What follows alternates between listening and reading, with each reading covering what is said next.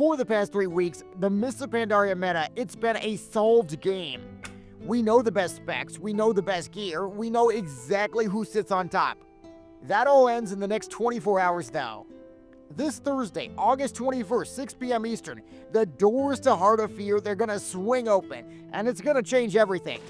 This isn't just a new raid, it is a complete reset of the power rankings. We're talking about gear that jumps up so massively, you could be going up 5,000 DPS from a single piece. But these are also some of the toughest bosses we've ever faced before. Today I'm going to give you a full briefing, the loot calendar, the new meta winners and losers, the simple trick to beat every single boss, and the ultimate checklist you can't afford to miss. Let's get you ready right now. So part 1, the loot calendar, when and where. We've got to talk about the timeline because it is coming at us really fast. This Thursday, August 21st, that is when Heart of Fear opens up. Then next Tuesday, August 26th, we're getting the world bosses Galleon, Shah of Anger finally dropping those tier 14 tokens. Then on September 2nd, Celestial Dungeons, they're going to get a huge update, dropping the 483 item level pieces, the tier sets, the weapons, the trinkets, all the Heart of Fear loot. The floodgates of gear, they're about to open, and you gotta be ready. So part 2, the new meta, the winners, the losers.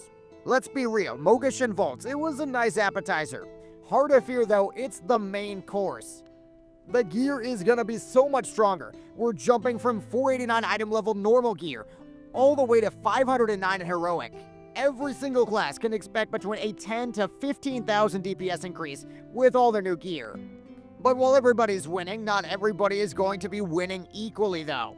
Some classes, the Arms Warriors, the Ret Paladins, they're playing the long game.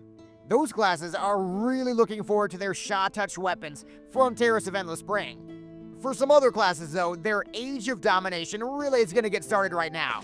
Here are the top 5 specs that are really about to rocket up the meters. At number 5, the Frost Death Knight. With their ability to dual-wield the new Scimitar of the 7 Stars weapons, which come from Heart of Fear, and also their juicy 2-piece tier set bonus. Frost DKs, they are really going to be coming online in a big way. Unholy DKs, you've been put on notice. At number 4, the Shadow Priests. Shadow Priests are really scaling machines, now that they've got those powerful new main-hand and off-hand combos to play around with at least. All the new gear is just going to really make them stronger. At number 3, the Windwalker Monks. While other melee they're fighting over swords and axes, the Windwalkers, they're getting brand new fist weapons, alongside enhanced shamans too. At number 2, the Affliction Warlock. They were slightly disappointing, but they're about to become a powerhouse. They get a new weapon, their tier set bonus gives them a flat 10% extra damage on corruption. We're easily talking about Affliction going up 15k DPS in this phase. It's gonna be sick. Then at number 1, we've got the Frost Mages. Really, all the mage specs are going to be eating good, but Frost Mages, they are feasting. The new tier set bonus, it's basically just free damage on Ice Lance and a bunch of other abilities too, and their gear is packed with over 2,600 more haste than the Mogashin Vault set. Expect up to a 16,000 DPS increase from Frost Mages. That's huge. So Mogashin Vaults, it was kind of the tutorial. Heart of Fear is the real test. A huge step up in difficulty. See, this raid, it is all about personal responsibility. One single person, one weak link messing up a mechanic is going to wipe your entire group.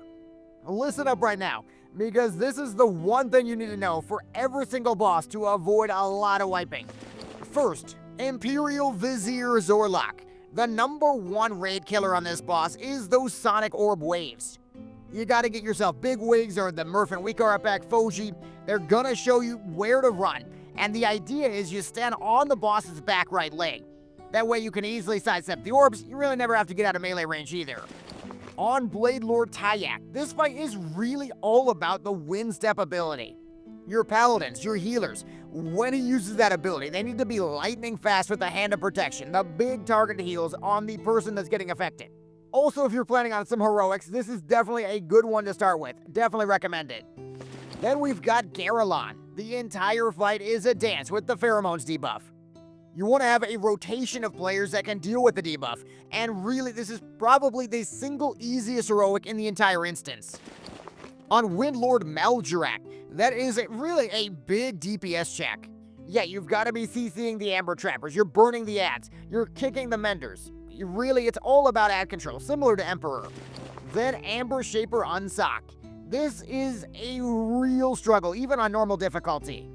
The fight is really all about the Amber Monstrosity vehicle system. If you get turned into the Amber Monstrosity, you get a completely new action bar. If you don't know exactly what to do, you're going to wipe the raid instantly. There is, however, a browser-based minigame that completely taught me all of the mechanics for the Amber Shaper. It really took me about 45 minutes to completely master the fight, so definitely do not skip out on this homework. Finally, Grand Empress Shek'Seer, the final boss and arguably the hardest fight as well. The key to Phase 1 is managing the dissonance fields. Then in Phase 2, 2 players are going to have to coordinate to create a resin trap and trap the big ads to kill them. Then in the final phase, it is really a massive healing check, and anybody can become a walking bomb and Oppenheimer the raid. Stay calm and focus on those mechanics. So with the bosses out of the way, we've got to talk about the ultimate preparation checklist. Starting off, money is really the king. Don't even think about stepping into Heart of Fear without a large stack of gold, at least if you want to have true BIS. The reason is that Heart of Fear is when the bind and equip trash drop farming is really back for good. That's right, if you want a huge BIS bracer upgrade day 1, you're gonna want to have 75,000 gold ready to go on the auction house. Alternatively, you could also have a crew that's willing to farm the first day for a couple hours to make a lot of money. Another prep you gotta do is prepping your bonus rolls. What I want to do with my bonus rolls is use them specifically on the tier set pieces, the gloves, the legs. You get a tier set bonus faster than everybody else, you're gonna be topping the meters immediately. The last thing you really want to do is to get your BIS list ready. Knowing exactly which pieces you actually need to get from Heart of Fear is very important. The way I'm doing this is to use the Loon Best in Slot add-on. It's going to tell you with a tooltip exactly which pieces of loot are actually worth rolling on, worth buying. It's pulling from the Wowhead BIS list. What's cool about Wowhead right now is they have a different BIS list out for Mogashen, and for Heart of Fear, and for a final BIS as well. And that's the briefing. The timeline is tight, the power creep is real, and the personal responsibility is mandatory. Heart of Fear is a massive step up in difficulty, but you now have the raid intel you need to walk in there with utter confidence. Get ready, study your role, and be ready to conquer the heart of the swarm. Thank you so much for watching. Make sure to subscribe before it's too late.